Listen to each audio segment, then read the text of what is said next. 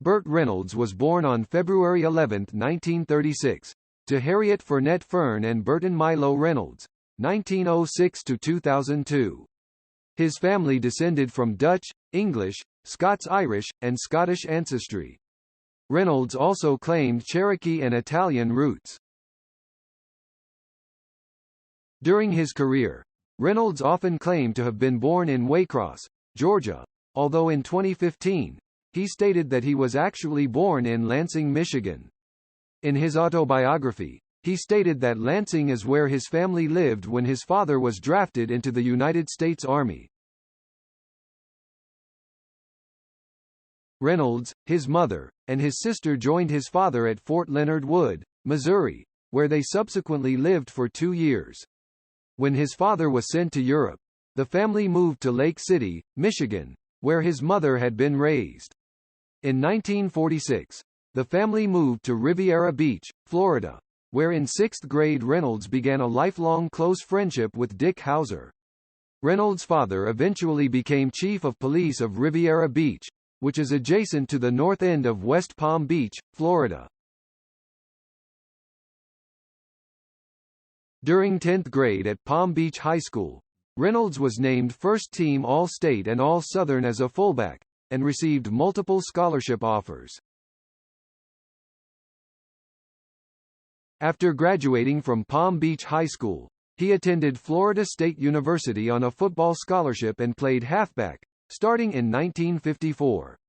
While at Florida State, he roomed with future college football coach, broadcaster, and analyst Lee Corso, and also became a brother of the Phi Delta Theta fraternity. 19. Reynolds had an outstanding freshman year in football. However, he injured his knee in the first game of his sophomore season, and, later that year, lost his spleen and injured his other knee in a bad car accident. He did not return to the university for almost 2 years. To keep up with his studies, he enrolled at Palm Beach Junior College, PBJC, in neighboring Lake Park in early 1956. When Reynolds returned to Florida State in 1957, he rejoined the football team, although his leg injured in the car accident slowed him down. He was blamed, fairly or not, for the team's loss to North Carolina State on October 12, 1957. Immediately following the game, he told his teammates that he was done with football. Burt Reynolds had a booming acting career in the 80s. He was the star of the timeless 1977 film, Smokey and the Bandit. The movie might have topped the box office, but the actor revealed that he almost did not get his leading lady, Sally Field. Reynolds said he knew he wanted Field as his main lady, but the studio refused because they thought she was not sexy enough. But Reynolds insisted that her talent would bring out the sexy they sought. Reynolds was right. The film was filled with some of the best chemistry, and its numbers surpassed Star Wars at the box office. Even the film director Hal Needham said some scenes were pure passion between the two actors. Reynolds and Field's romance continued off-screen, but after 5 years, their relationship ended. Field did not give much detail about why things ended between them. She simply said, "Relationships have to go through rough times. If they are important to you, you make those rough times make it better." The couple was one of Hollywood's most loved duos, and there was still hope that they would reconcile, but the actors both moved on to marry other people. Reynolds married his first wife, Judy Carney, an English actress, in 1963, but their marriage ended after 2 years. She was famous for her roles in Bonanza and Alias Smith and Jones.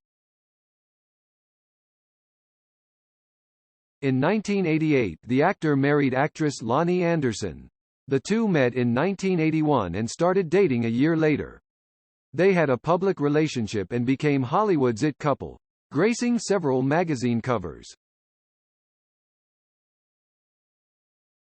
In 1982, Reynolds confessed that he and Anderson were trying hard to focus on their relationship and ignore the public scrutiny. However, he was still determining how much the media would impact their connection in the long run. Anderson and Reynolds dated for 6 long years, with their fans and the media waiting patiently for them to get married. Then things started to look promising when the actors moved in together in 1984. The couple had ups and downs when Reynolds struggled with health issues. But they built a chapel on their 160-acre ranch in 1985 and eventually tied the knot there in 1988.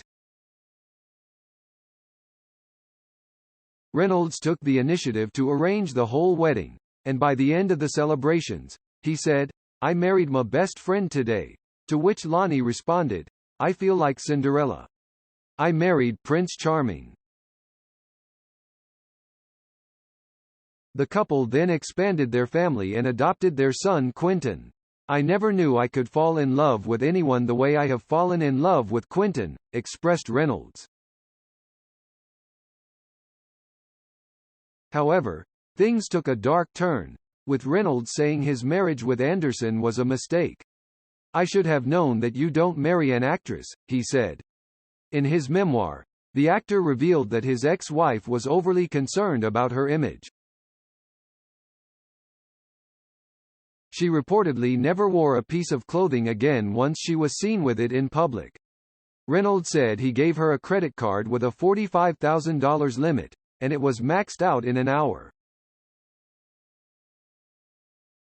Besides the overspending, Reynolds confessed that Anderson cheated on him. Eventually, the marriage ended, and the Boogie Nights star announced their split in 1993. The actor's representative said the union was broken, and the two could not be on the same page because their priorities differed. After his marriage ended, Reynolds' funds also plummeted. He also lost about $3 million in commercial endorsements when the show Evening Shade ended. The actor even released a statement admitting to his financial setbacks. He said he had a cash flow problem due to bad investments and several unpaid loans. He was even behind on his child support and alimony payments. According to reports, the divorce from Anderson cost the actor about $2 million. Then, he was obligated to pay $47,000 for other divorce expenses. Reynolds also bought his ex-wife a $1.9 million home, accumulating to about $9,000 in monthly mortgage payments.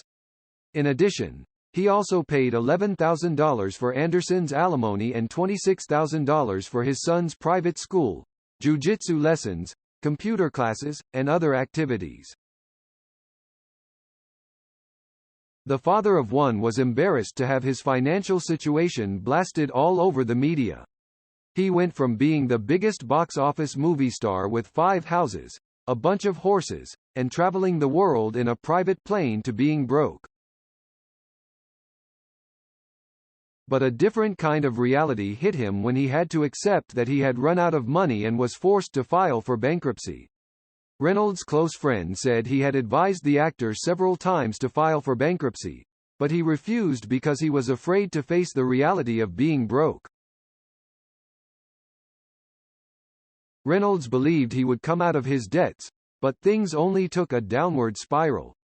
He ended up selling some of his most prized possessions, like his Golden Globe Award for the film Boogie Nights, one of the cars he drove in Smokey and the Bandit, and his clothes.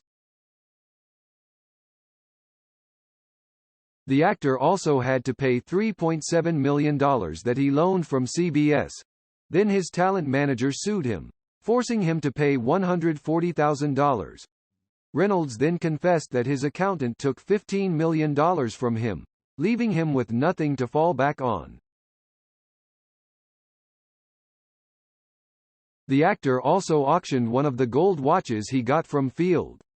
He later expressed how much he regretted ending things with the actress and called her the love of his life. Altogether, Reynolds auctioned about 600 items he collected from his multiple movie sets. The actor managed to keep his Florida beachfront home, which he sold to a realtor that was kind enough to rent it to him at a low price. He suffered a heart attack and died in 2018. Chúng ta đã cùng nhau khám phá những câu chuyện thú vị và đáng chú ý về các ngôi sao hấp dẫn. Nếu bạn thích nội dung video của chúng tôi và muốn tiếp tục nhận thông tin mới nhất về các ngôi sao, đừng quên đăng ký, like và để lại comment ở phần bình luận bên dưới.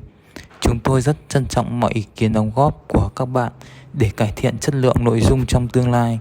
Hãy chia sẻ ý kiến hoặc gợi ý, thắc mắc mà bạn có thể cho chúng tôi những thông tin chính xác hơn trong những video tiếp theo.